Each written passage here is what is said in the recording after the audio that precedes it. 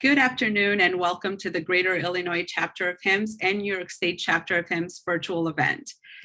There's the law and there's reality, a practical discussion on implementing the Cures Act requirements. My name is Case Kostaki from Northwestern Medicine, and I'm a member of the Educational Programs Committee at GIC HIMSS.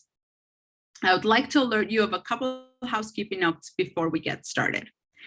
If at any time you have a question, please type it in the question box at the bottom of your control panel, and we will answer as many questions as we can at the end of the program. If we do not get to your question in the time allotted, your question will be answered by email. Michael, if you can please go to the slide for our sponsors. We would like to thank all of our sponsors for their support. Without them, these educational events would not be possible. I would like to also invite you to our events coming up. We have our website there in case you need to find more details, or you can just scan the QR code at the top. And with that, I just want to welcome everybody again, and I'll hand it over to Michael. Thanks, Case, and good afternoon, everybody. We will have these slides shared with you guys, and it'll also have our recording posted so you can access these links. There will also be a survey at the end of this session for CPE credit, as well as feedback on the topics that we're talking about today. So you're joining us today in this collaborative effort between the New York State's HIMSS chapter and the Greater Illinois chapter, and it's been fortunate to work with both chapters over the past 2 years. My name is Michael Haas, and I'm super excited to be with you all today. I will be the moderator for this wonderful panel that we have today. And we're here to talk about the Cures Act. We'll talk about patient access, interoperability, and TEFCA. We ask that you please put your comments and questions into the chat. We will have a session and section at the end of our session today where you guys can ask your questions. We have some predetermined questions for this panel, as well as some of the questions that you guys have posted when registering. So we really appreciate the feedback. As the moderator, and just a little bit about myself, I am a manager in our technology practice at RSM, and I'm also our healthcare senior analyst, where I focus on industry trends, Cures Act being one of them, and here today to help our panel guide through a couple questions to help you understand more what we're seeing in the industry. Helen, can I ask you to introduce yourself real quick?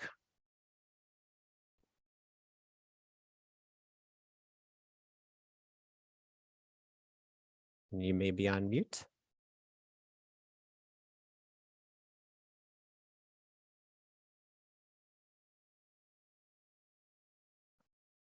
Well, maybe Helen is having some technical difficulties, so I'll jump over to you, John. Yeah, I'm John Kansky. I'm the CEO of the Indiana Health Information Exchange, which is the statewide not-for-profit health data utility in Indiana. I have a long history with HIMSS. At one point in time, I served on the HIMSS North America Board of Directors. For the purposes of this panel, I recently rolled off the ONC's HITAC, the advisory committee for the ONC, and I served on their information blocking and TEFCA task forces. Thanks, Michael. Thanks, John. And Helen, I see that you're back. So would you like to introduce yourself? Sure. Thanks, Michael. Sorry about that. My name is Helen Oshislawski. I'm a healthcare regulatory attorney with a niche practice in privacy laws, as well as technology and big data, health information exchange and networks. I've been in the practice of law for over 20 years and have worked with some of the largest healthcare systems, health information exchanges, data aggregators in the tri-state area and across the nation on these areas. So of course, with a lot of focus on HIPAA and other kinds of federal and state privacy laws over the year, and now with information blocking and Cures Act and how that's turning technology and turning information privacy on its head. So I'm glad to be here. Thank you for inviting me to be part of the panel. Thank you for being here. And last but certainly not least, Scott, would you like to introduce yourself? I get a little shy as soon as there's a technical issue, being the IT guy on the call, and I usually start freaking out thinking people are going to point to me to fix it. So I'm happy that Helen's issue resolved itself, which typically they do. I'm Scott Van Sickle. I have been with Albany Med Health System for the past 6 years. We are a health system comprised of 4 hospitals in the upstate New York region. During my time here in the IT space, I've had a variety of responsibilities and teams that support our clinical systems and our electronic health record systems, both operationally and across a variety of projects. Not surprising, a lot of cures work that we've done over the past couple of years in that space. Thanks, Scott. And so we have a phenomenal panel here today. As you can see, we have legal advice, we have folks from the HIE, and we also have someone from the organization side. So we're getting perspectives from all ends here for this panel discussion today. One thing that I also want to preface is that the advice and topics that we're going to discuss today are not to be used and taken, verbatim. You are to use them as opinions and professional interpretations of the guidelines. And we can talk separately about additional information if you guys have additional questions. So as I said early on, I encourage everybody to put questions in the chat that we will have a Q&A session. One of the great things about this collaborative effort that we're having with the Greater Illinois chapter is that this is a series. So we've been working with the Cures Act, since it was enacted in 2016, and now we've had some final rules that have been rolled out and interpretations as we're working to try to make things more interoperable in our industry and patient sharing of data. But we have a couple road bumps along the way that we're going to talk on today, and things will continue to change. So we're encouraged by this from a series perspective that we'll keep talking about this. We encourage you as members of the chapter to continue to reach out to us, provide feedback on different topics of interest so we can help close the knowledge gap. So without further ado, we're going to jump right in and I'll show you what topics we're going to talk about today. Again, we're going to focus on patient access. We're going to spend time on interoperability, and then we'll spend some time on TEFCA as we move through this presentation. So jumping right in, John, I'm going to ask you the first question on information blocking. Can you tell us what information blocking is and what, IBR information blocking requirements are? So yeah, thanks.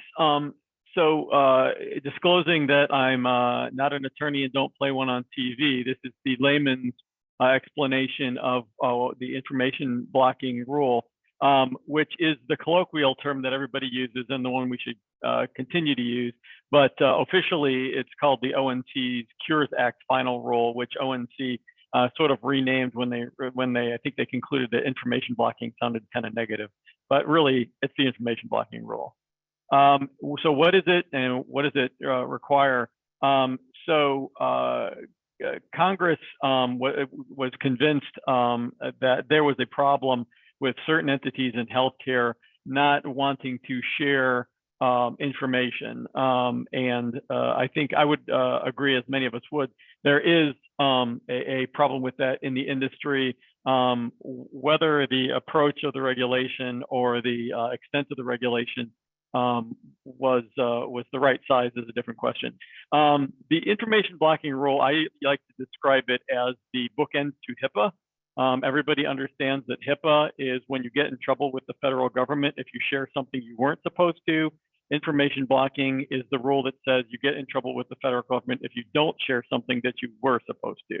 So we have to operate when we're sharing information between HIPAA and the information blocking rule. The rule is written in kind of a funny way. That is to say that if any decision that you make not to share information is deemed to be information blocking unless it fits in one of 8 exceptions in the rule. That sounds a little bit odd, but basically everything you do, if you decide not to share information, it has to be for one of 8 specific reasons.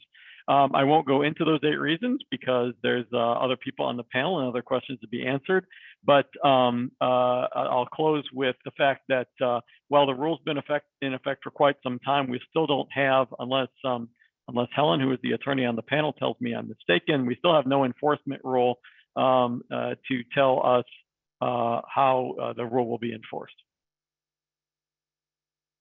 Helen, is there anything you want to say on that? I know we have Scott on the call, so I'm really interested to get his perspective from the patient side. But did you want to add anything to that? For sure. No, I think John covered it in an excellent manner. Just to give an overview, that's basically it.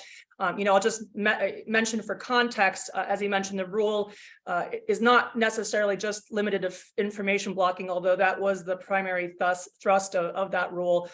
There is there's two pieces that actually came out in that final rule, right? One focused on O&C and the certification of EHRs going forward.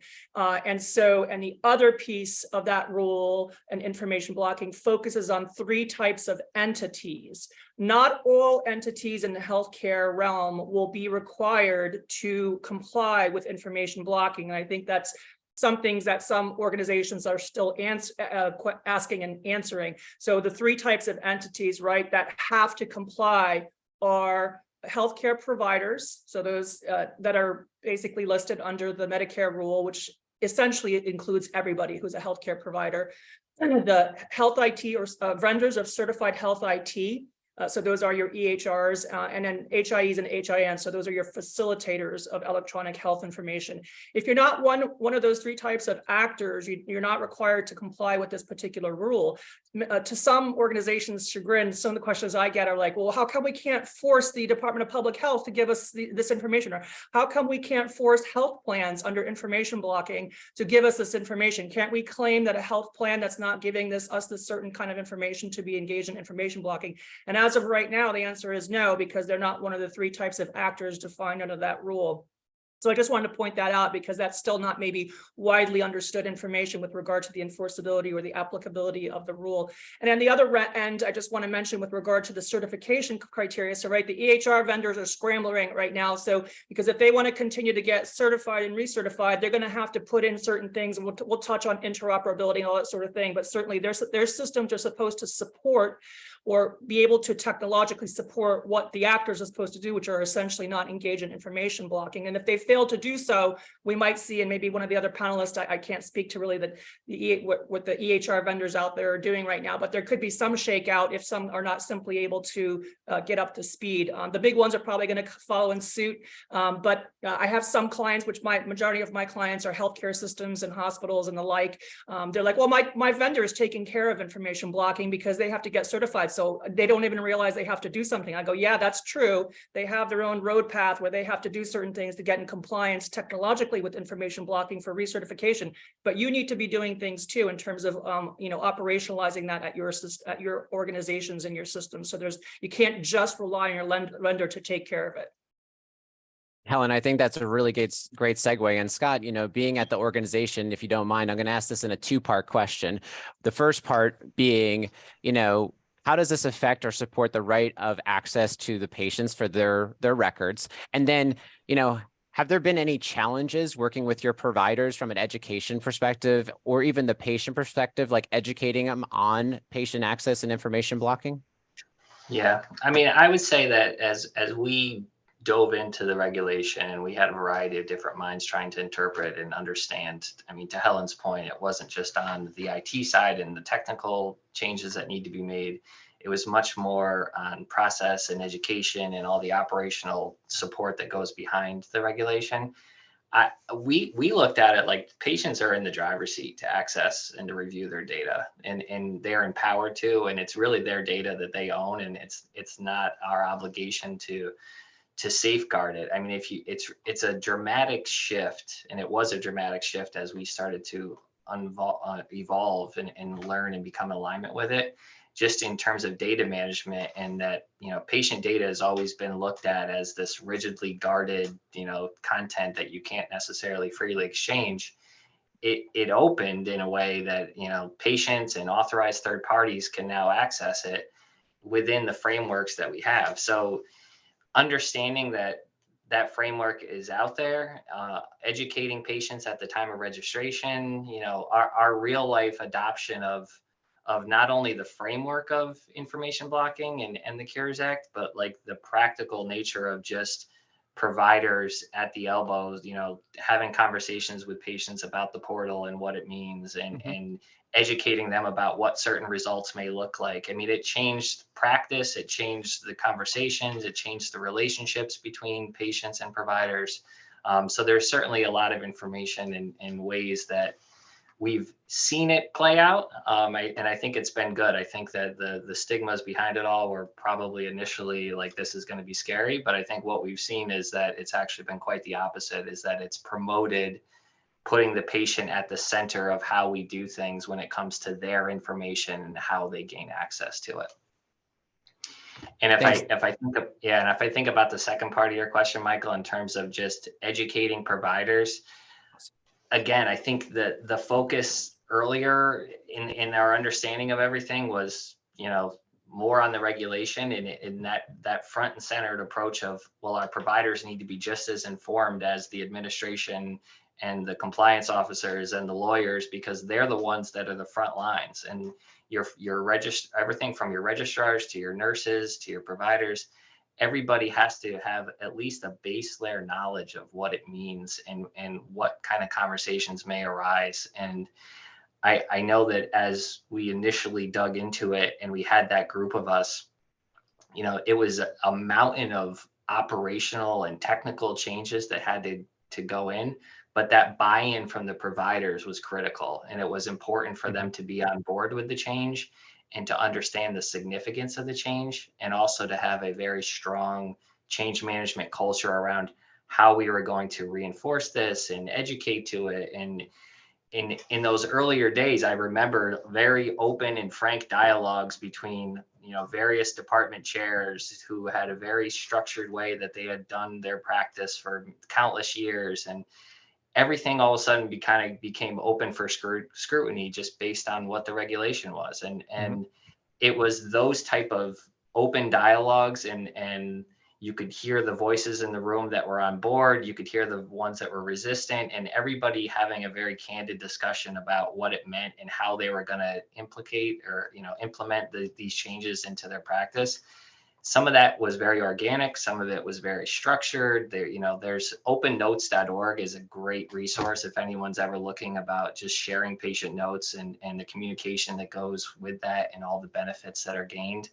But it was a lot of change, and it felt like it was a lot of change rapidly. But it definitely took time to put all the technical configurations, train everybody up on what was necessary, and then ultimately gain their buy-in. And like I alluded to, we found that providers were actually weren't as resistant as we initially thought they were going to be, that they were actually more on board. They just had to be educated and they had to understand what it meant to them, and they had to change perhaps the way that they wrote a note, or it had to change the way that they actually talked about a certain type of lab being ordered and what the result could look like. So, but all in all, I think it's kept the patient at the center of the equation, and it's been a very constant reinforcement from the administration at our health system as far as just getting everybody up to speed on what the changes mean. Thanks, Scott. And I think that's really important, especially now as we move towards, patient portals and mobile apps. If you're thinking from a timeline for our audience here, we just talked about information blocking. Now we're going to talk about patient portals and mobile apps as we move to defining what interoperability is. So Helen, I'm going to pose this next question to you from a patient portal perspective. What information does Cures and IBR require or be made available to the patients? Okay, loaded question, right? It's always an onion with several different layers, so I'll try to keep it brief and the most important points. So before you get to patient portals, you got to ask the question of what the patient's entitled to get, right? And we have to look at two federal laws now we have to look at two federal laws, right? We have historically always had HIPAA on the books, and HIPAA has already requires that a covered entity provider, health plan, and clearinghouse. And I'm going to drop the other two because the real overlap between Cures Act and information blocking in particular really overlaps with regard to healthcare providers only. Remember, I told you there's only 3 types of actors, and health plans and clearinghouses are not 2 of those types of actors that have to comply with information blocking. So now it's the healthcare providers that are really the ones are going to have to tease this apart and now start to think, what do I have to do? So when you're looking at patient portals, right, and you ask the question of what has to be provided there. Well, if your organization, it used to be, right, you need copy your medical records, you go down to HIM, you go down to medical records, you sign a form, they Xerox the copies, and you either get it mailed to you or you pick it up in a week or whatever, right? So now as things are becoming electronic and instantaneous access to it, so your organization has to define how it is deciding to comply with what's always been on the book, which is HIPAA access right, meaning that how does your organization provide access or a copy of electronic health information, which is PHI, to the patient? And under HIPAA, and as it's been amended, you have to do so in the medium that the patient asks for. So if the patient asks for it in an email, I'm not going to get into the security issues, but essentially, if they want a copy of their medical records in email, you're supposed to email it to them, despite the fact that there are security concerns. You can't cite that. So if a patient asks that they want that information in their patient portal, and they want it in that medium, and you're technologically able to, it's feasible for you to provide it that way, then you have to provide it that way if it's technologically feasible. Similarly, if your organization holds out that the patient portal has become now the medium through which patients get their EHI, electronic health information / PHI, then you're supposed to follow that. And that's where it overlaps with IBR, right? It used to be that under HIPAA, it used to be 30 days, up to 30 days, and then that's shortened. And now with the introduction of new amendments to the privacy rule, that's actually going to get contracted even more to 3 days. The bottom line is that you're supposed to give it to them. You're not supposed to delay under HIPAA. Under IBR, and this is one of the differences, IBR, goes to the point where it could be as immediate access. And one of the largest debates around immediate access is test results.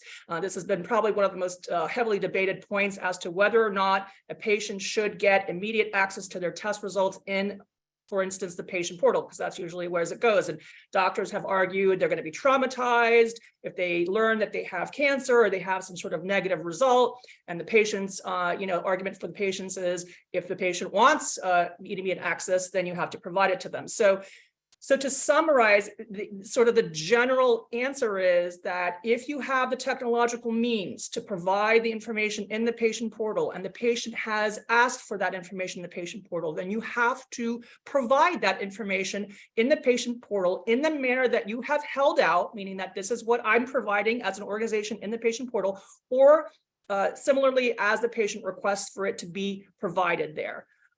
I will mention and end this point with the fact that there was a bit of debate as to whether you have to basically push the kitchen sink into a patient portal.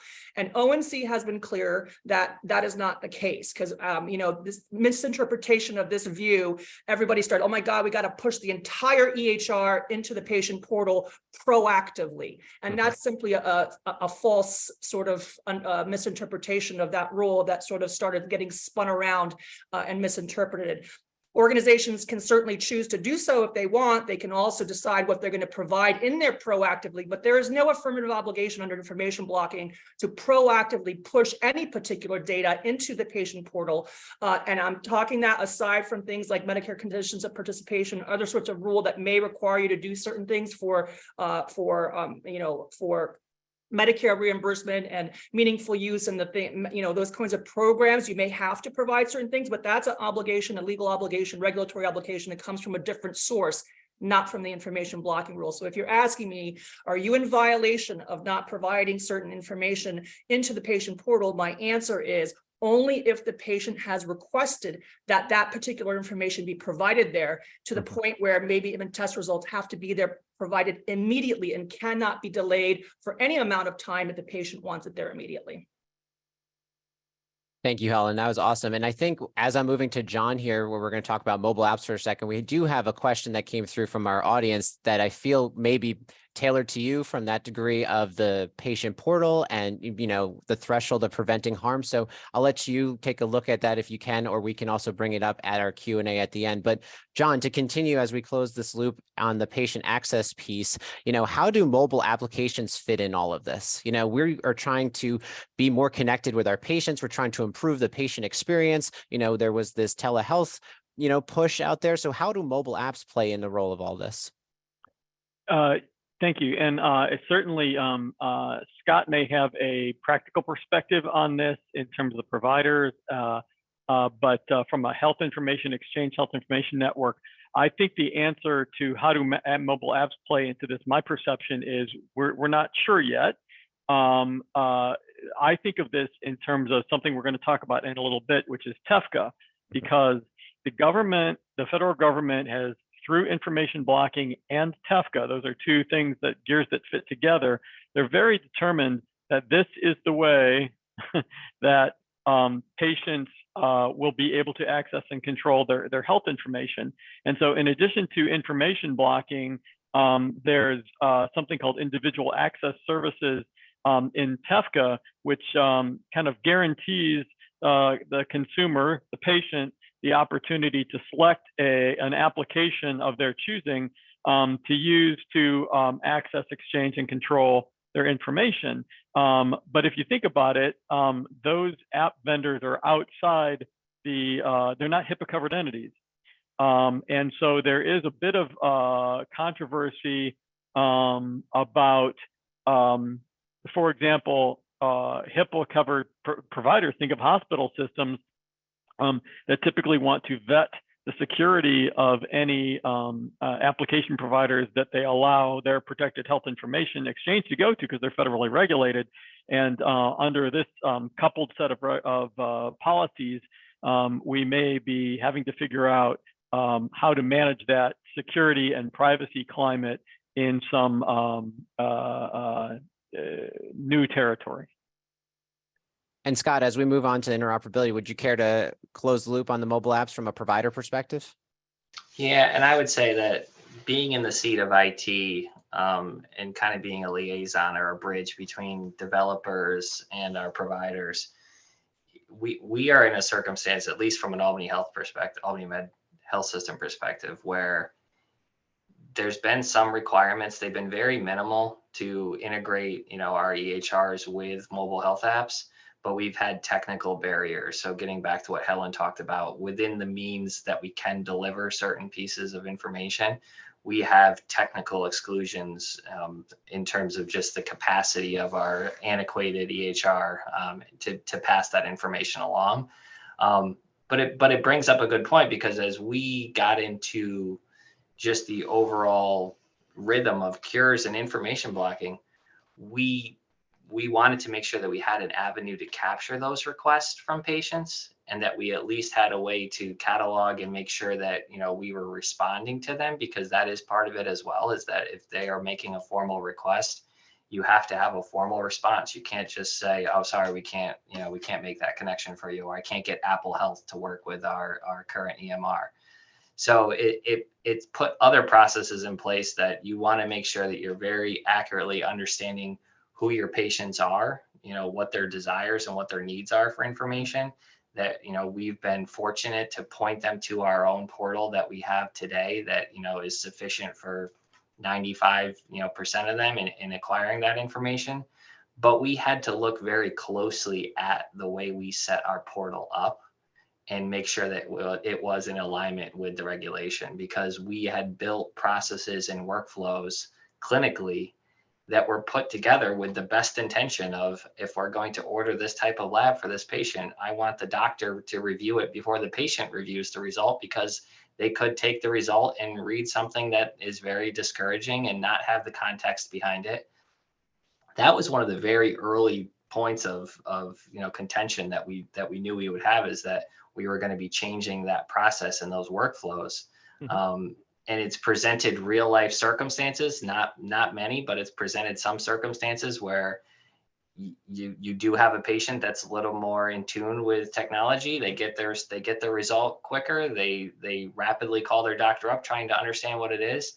But getting back to the education front, it also has put emphasis on making sure that those conversations are taking place before the labs are ordered, or before tests are going to be back, or before the patient actually even gets into the portal. Our registration team, they have pamphlets, they have additional information that they try to educate from the very beginning that a patient comes into the hospital, just so that they understand, this is what you have access to, this is what you can see. We've had patients in beds in real time getting their lab results back before docs walk in, that then tell them like, oh no, I already looked at everything, it's great, I can see it on my phone, like right here in front of me. So that there certainly are real life implications of the change. And when you look at the gravity of everything, I don't think it's unfolded the way it's going to unfold yet, because I think there's still so much more, maybe not an appetite or a knowledge or a combination of the two, where people are just scratching the surface on understanding, hey, I can get all this information on my phone right in front of me, on my own app, the way I want it, the way that, and all I have to do is ask a hospital to do it, and they have to respond to me, or they have to explain why they can't.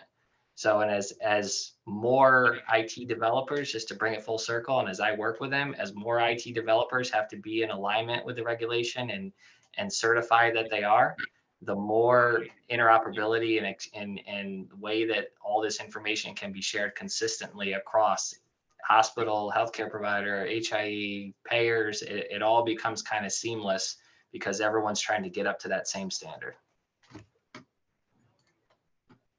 Helen, you wanted to comment on that? I just wanted to make one super additional quick comment about mobile apps and FTC enforcement. So as we, forge forward in here, and your organizations may begin to get approached with patients with different kinds of apps, there are a number of unfortunately not so nice organizations out there that are becoming predatory in this realm.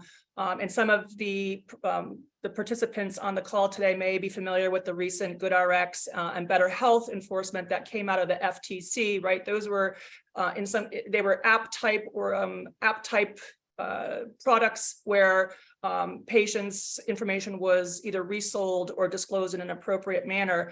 So the point that I just want to make here, specifically with your organizations as you're trying to vet possible apps coming in, and particularly with regard to information blocking, while the FTC is going to be doing their separate thing, they don't enforce information blocking, but they do enforce Section 5 of the of their statute that deals with unfair consumer practices. So they'll be doing their thing to try to regulate this realm. But on your end, as organizations, one of the questions that came up during rulemaking for information blocking is whether educating, and this goes to what Scott said a little bit, whether educating and providing your patients or information regarding privacy practices and security practices of mobile app and vendors in and of itself is considered an information blocking practice or unreasonable interference. Or similarly, whether the vetting of the app, mobile app, before you connect it, whether through API or FHIR or whatever methods, whether there can be some either, hopefully in the very near future, an automated process that vets and says, okay, this app vendor has these privacy practices and these security practices,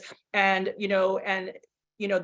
basically we're going to relay that to any patient to make sure our patients understand that that does not constitute an unreasonable interference. So organizations, as they start to prep for this sort of new world of information exchange and request for information, more importantly, through mobile apps, you can start to think about internally what kind of appropriate questions you can be asking the mobile app vendors, whether in an automated fashion or in a manual fashion, if you're not ready for automated, and allowing your patients to understand, here are, I don't know if you want to go as far as saying trusted mobile app vendors, but you may want to have a list, or at least kind of give an idea of which app vendors are doing what in terms of privacy practices and security practices.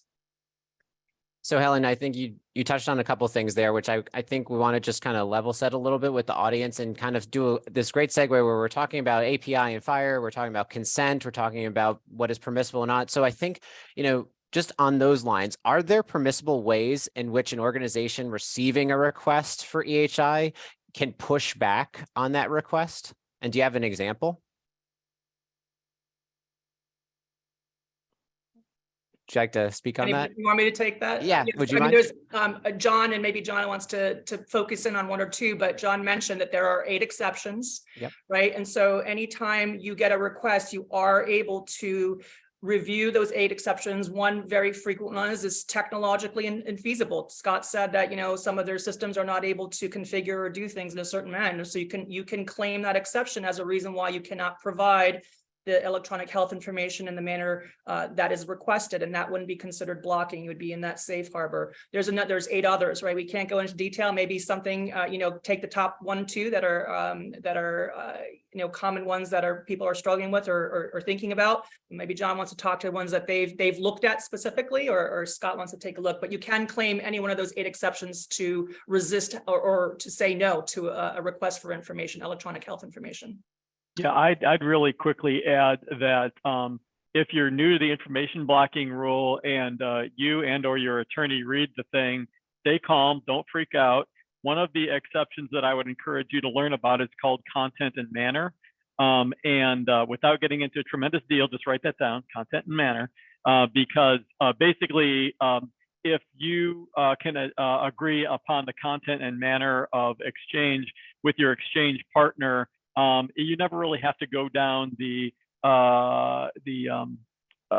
decision table that's implied in the information blocking rule. As long as everybody's happy exchanging the information the way you are, at the cost that you are, in the format that you are, everything's fine. So a lot of the world in a practical matter should continue to operate. We survived HIPAA without it blowing up the American healthcare system, and this will, I'm sure, feel the same when we get a few years past enforcement. And then, Michael, if you want to bring it full circle to the question that was asked, it's there. That is an actual exception. So prevention of harm is a very sticky area, and I sympathize with Barbara in the position that she's in when you talk about psychotherapy notes and how to handle those and passing those through a portal and having certain access to that information, and the grounds with which you can say that something is truly going to cause a patient harm, because I think we ran into similar barriers in trying to limit certain types of notes as well. And I don't have a great answer, because I think we ran into the same wall that Barbara ran into, and I think ultimately they were shared. But that's just another example of one of the exceptions that can be claimed, is if you feel like sharing that information is going to prevent harm or present harm. But I think you then have to be within the guidelines, and I think that's when somebody like Helen comes in and really helps us understand, like, how do you really define that, because that one's a real tough one. Yep. Yeah. I'll just give the overall answer with preventing harm specifically. There are very few instances where you're actually going to be able to hold back information under the preventing harm standard. And I'll just leave it at that. There's a lot of, I should say, colloquial application of, you hear clinicians or practitioners saying, oh, well, it's going to harm the patient, just in a colloquial sense, or maybe even a clinical sense. And they're including things like emotional distress and things that are simply don't meet the tests of the legal requirement, particularly when it's the patient himself or herself or their legal representative that's requesting the information. The standard is very, very stringent, whereas they have to actually, that the release of the information actually has to physically harm the person or result in physical harm to the person or another person. And when they say physical harm, they are specifically excluding emotional distress from that legal test. So again, not a time to go into the dense nature of that, but it's certainly one exception where you can spend quite a bit of time parsing through and making sure you have a workflow that is understood. And I know we can talk a whole day on interoperability and where we're moving forward in our industry. One thing, because you talked about GoodRx, Helen, and one thing I'll point to you, Scott, just being at an organization, how is security playing a role here? Are there new security concerns with interoperability, and maybe touch on some of the things that you're working on and discussing within your organization? I can tell you that right now we haven't had to really pass things off and integrate from a FHIR or an API standard. Again, we're in the middle, just to give a little context for Albany Med Health System, we're in the middle of a very large scale Epic implementation across 4 hospitals to unify a dozen EMRs. So a lot of our energy these days is spent there.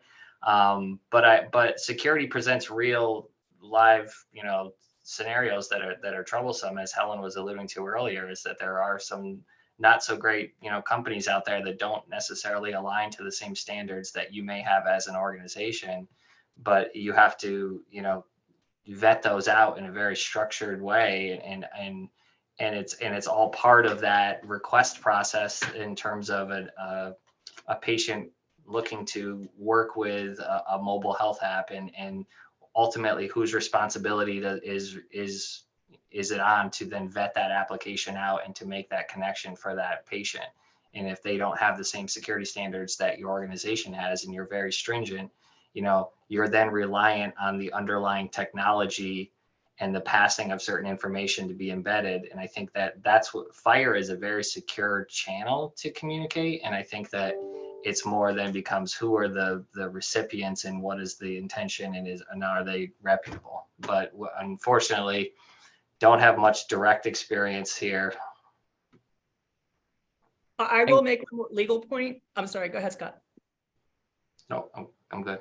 Go ahead, Oh, Helen. No, I wanted to make one more legal point on that thing, that point that Scott just raised. So as you're potentially vetting apps, so this is one of the other legal standard that's come out of the information blocking rule, and ONC harped on very heavily in the rulemaking process. If you read through the preamble and the questions that were submitted and responses from ONC. So let's say you are vetting apps and you're doing so in a consistent manner. Make sure you are doing that in a consistent manner. It is okay to vet for security to some extent.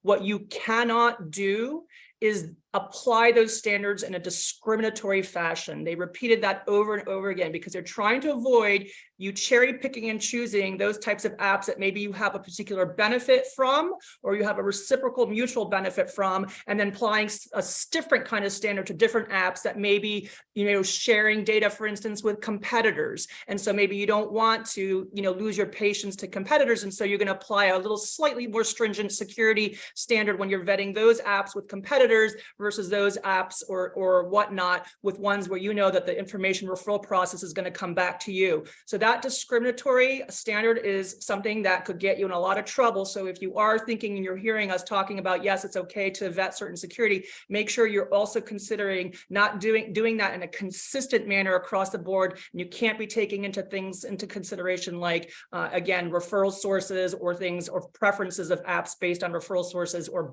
mutual business interests. And they were very clear about that. So just to close the loop once more on interoperability, and we can speak to this all day long. I guess, John, just freeing from the exchange side, do you see any roadblocks with interoperability, and do you have any examples we can share with the audience here? Well, actually, the way I'd like to respond to that is roadblocks to interoperability, but also just what the heck is interoperability. I may be the best or worst person to define that because when you run a health information exchange, you kind of feel like you're in the interoperability business. And so one of the things that we encounter is constantly messaging that interoperability is not one thing. It isn't point of care interoperability, and it isn't a thing necessarily defined by the federal government. So we're trying to meet the information and information sharing needs of a diverse group of constituents, including hospitals, providers, payers, employers, federal government. And interoperability feels like that whole thing to us. So in terms of obstacles, sometimes we feel like we're doing, interoperability is not this thing defined by TEFCA or this thing required by the interoperability rule. We feel like we're doing interoperability in compliance with the federal regulatory environment that's created around it, but really trying to meet the informational needs of the American healthcare system. We want it to be interoperable in terms of healthcare data, period. So I don't know, that was a little bit of a soapbox speech, but the list of obstacles that we encounter is various and sundry. Right now, the information blocking is a different kind of deal to respond to for health information network or health information exchange. It isn't typically as focused on individual access. As we said earlier in the call, there's a lot of, you have to change aspect tracking or your rules or the fees that you charge. You have to be aware of that to stay within the boundaries of federal regs. But we can, invite me back. We'll do a whole hour on obstacles that HIEs experience. Awesome. Well, I think on that point, John, and I'll just keep the question to you to pose you. So we'll move over to TEFCA. So can you explain to the audience, what is TEFCA and just what the, agreement and framework is? Sure. So I'm going to stay high level because this is a 6-hour call topic.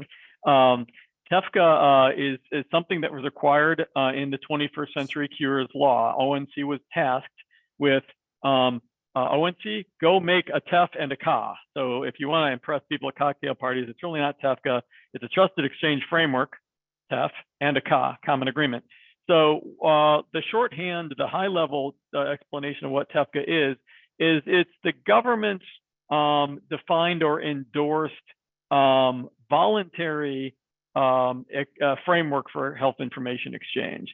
So if you're, this is going to make sense to some people listening and maybe some not. If you're familiar with the difference between a framework and a network like iHi or like eHealth Exchange, they have not only rules of the road, but they also have computers that they have in data centers, and they actually move data. That's a network. A framework is kind of a set of rules that allow the exchange of information to happen. So the goal of TEFCA really was to bridge through frameworks, through a single framework, the Trusted Exchange Framework, all the networks that weren't necessarily on the same page. So you got eHealth Exchange, you got Commonwealth, you've got Epic Care Everywhere, you got the health information exchanges, and the government really just wants everybody to exchange, and they felt that an obstacle was the lack of one single trusted exchange framework. So that's where we're headed. It's a little bit prescriptive in terms of participation in TEFCA. You'll be hearing a lot about QHINs. We should have some QHINs live by the end of 2023. And then most organizations who are pondering TEFCA, the question to you will be, are you participating or not? And in which QHIN are you participating as your on-ramp to TEFCA? Hope that was helpful. Scott, is there anything you want to add to TEFCA? Comment? Yeah, I mean, I think that we've looked at it in our own light, and I think we're trying to queue it up as far as data identification and quality and data quality, and then data mapping, and then just overall readiness. So we've been trying to, look at the systems that we have in place today, all the different tools, the applications. What are those key data elements that are needed to support interoperability? And then once they're identified, what gaps do we have in place today? So just from a readiness perspective, knowing that we've got antiquated systems and we've got, newer systems, it's the parity that exists across is pretty robust. So it's understanding where you are. And I think we've gotten a pretty good handle on that as a result of the massive project that we're in. And we're starting to see the fruit of those FHIR standards and those connections with some of our third-party applications and our new environment with Epic, because they are speaking the same language and they do have an ability to exchange information and be mapped in a way that's very correlated, and it works and it's clean. So it's around readiness. It's around understanding what your environment is today. It's around understanding the regulation and where you have gaps, and are those gaps closable from the vendors and what they can do to enhance them? Are they closable by replacing them, or are they just going to be something that is not going to be to the standard, and you're going to have to document that and just understand? Awesome. And we're moving into our last segment here of our event today with the 10 minutes we have left. And I just want to also take this moment to say thank you to the three of you for being our panelists today, and also, keeping it to the best of the ability at this 30,000-foot level. This is a huge topic, and we actually have people that do this for a full-time living when it comes to the patient experience and, doing the mapping and the internal, compliance controls and stuff. So I really appreciate you keeping it to a level for our audience that may have some experience, may not have any experience, may have tons of experience. So really appreciate, giving your perspectives. And, I asked the audience, please continue to put comments or questions in the chat where you have access to our panelists for the next 10 minutes. But what I will ask you, and I'll start with you, Helen, as we wrap up from a panelist perspective, can you give us, maybe 30 seconds or so on thoughts that you want to leave with our audience as we look to wrap up or get questions from our audience? Sure. I think in an overarching fashion, you've heard from all of us today that there are so many moving pieces of the puzzle to the Cures Act and its related regulations that an organization could easily get overwhelmed with tackling. And there's, one of two things happen often when one gets informed an organization, they don't have time, resources, they either ignore it or they do it in a perfunctory manner. They do something in a perfunctory manner. And I would encourage, while like with HIPAA in the beginning, when it was enacted, people sort of ignored it. And when the enforcement did come, John did mention there's no enforcement, but it is coming. We already have an OIG rule that has been proposed for certified vendors of health IT, as well as HIEs and HINs. And there will be one in the near future that will be, for healthcare providers, although we don't have a proposed proposed rules. So I would say don't wait. Many of the organizations that I work with, to their credit, have put together task forces or teams that have sort of gone after the low-hanging fruit, taking a look at things like patient portals, taking a look at things like their processes, taking a look at how they vet mobiles. They include everybody from marketing to their compliance department, to their IT, IS department, medical records, HIM, and in many times in clinical. It depends on what piece you're tackling at that time, and you just pick and choose and map out.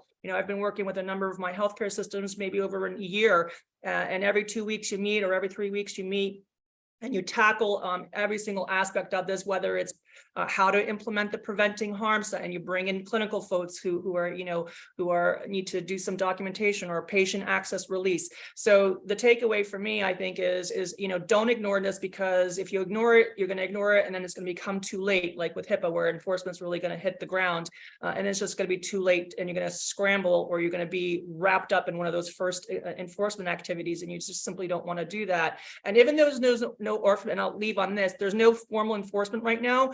The reporting of actors who are allegedly engaged in information blocking, that portal for reporting wrongdoing is already open and has been open. So ONC is collecting information, and they have actually aggregated statistics on the types of reports they are receiving. And so I always say, you don't want to get on that list. So even though they may not be doing anything with you, or can't do anything right now with you, if you're one of those organizations that are multiple reports they're receiving, you can bet your bottom dollar they're putting that into another little drawer and saying, okay, when we do have enforcement, we might want to circle back on this organization and see what's going on. So get together a task force, and take it little bit by bit. You take your low-hanging fruit, but do something now before it's too late.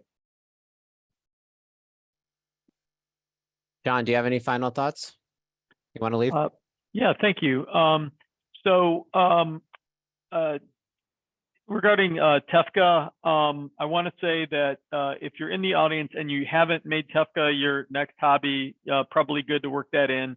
If you're into it and you're thinking about what's best for your organization, especially directing this comment to providers in particular, but it would also apply to others, is we have kind of a t-shirt slogan at our place, which is "and not or." When you learn about TEFCA and what interoperability capabilities or information it may bring to you, don't oversimplify that question, especially if you're currently participating in a health information exchange. I know there are many capable health information exchanges in the state of New York, if that's where some of our audience is coming from. So the "and not or" refers to TEFCA and your health information exchange expanding your overall interoperability capabilities. It's not a one or the other proposition. And as we said earlier, we don't have a TEFCA yet. It's kind of a 2024 thing, so it's going to take a few years into our future for that to play out. And Scott, go ahead. So I had an enlightening conversation at the start of 21st Century Cures with our chief compliance officer and our health informatics officer at the time. And it was around non-compliance. And it was around, well, what if we do nothing? And we actually looked pretty closely into what those implications were, and the reputational hit, and the public reporting, and everything along those lines. But ultimately, we considered this a win, regardless of being in compliance with it because of a penalty or because of something else, because of the use cases and the benefits that were going to emerge from it. And we wanted to play our role and to play our part in it. And when I think about the seamless nature and the real-time accessibility to patient records, I said it earlier, I think we're just starting to scratch the surface on how this will not only enhance patient care at an encounter level, but the entirety of a patient's longitudinal journey through healthcare. When disparate providers and payers have access to real-time data, and they're able to perform retrospective, concurrent, and prospective reviews together seamlessly, it's going to enhance clinical outcomes. It's going to lead to coding improvements. It's going to lead to efficiencies that we're just now starting to understand. and I'm excited for it. I'm excited to see what comes next. And we've been a willing dance partner in it since the beginning, even though we knew there were no penalties that we could, ultimately run into. So it's a journey that we've all been on, and I think that collectively, all of us as we go on it are just going to get better at sharing a patient's story, across healthcare organizations, across payers, across information exchanges. So. Thank you all for your final thoughts, and thank you to the audience for being here today. Again, just as a reminder, this is the professional opinions of our panelists and their interpretations of the guidelines. And for those that are watching the recording, down the road, things may be changed in the laws and the rules and the regulations. So I recommend that you seek out, the appropriate parties for the updated information so you guys can make the appropriate decisions where applicable. I do see that there's one last question, and I will ask this to you, John, from Jennifer. It says, is there an incentive for systems to TEFCA, or is there a public record listing that facilities that join TEFCA? No one's been able to join TEFCA yet, so no on that one, because you can't join until there's active QHINs. And if you're a provider and you have an EHR, sorry, so number one, answer that one. Take a breath. If you're a provider, talk to your electronic health record vendor, because they're going to have a position on TEFCA. And then after you've listened to what they have to say, go learn more from somebody else who isn't your electronic health record vendor, because you want to focus on your organization's interoperability needs. But in terms of the incentive, no, there is not an incentive. The question is whether participation or not will help get you information that you don't otherwise have. That's really the question. And what I mean by your electronic health record vendor is they're likely to either say, oh, of course you want to join TEFCA and you'll want to use our QHIN, or they might say, we don't really care. I doubt any of them will say, no, you shouldn't participate in TEFCA. So they're going to have an opinion. You should be aware of it, and then make your own decision. Scott or Helen, do you want to weigh in on that at all? Okay. Just looking in the queue.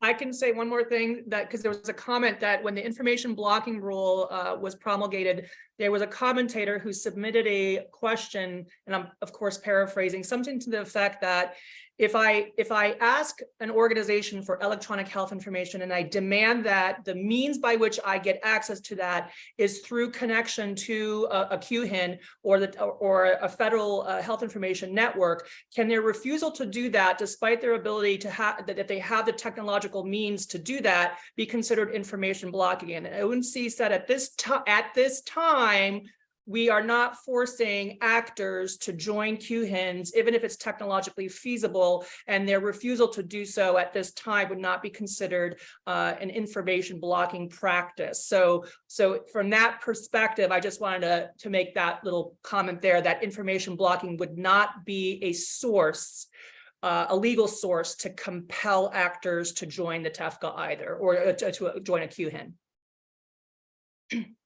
Thanks, Helen. And on that too, we're getting some questions in the chat, which I think is great. Keep in mind, everybody, you're going to receive a survey after this event. Please fill that survey out. Your feedback is greatly appreciated, and it'll also help us because we're putting together a series on the Cures Act. By no means is it ending tomorrow, and there's no updates that are going to be coming out. So we want to make sure that you guys are kept up to date.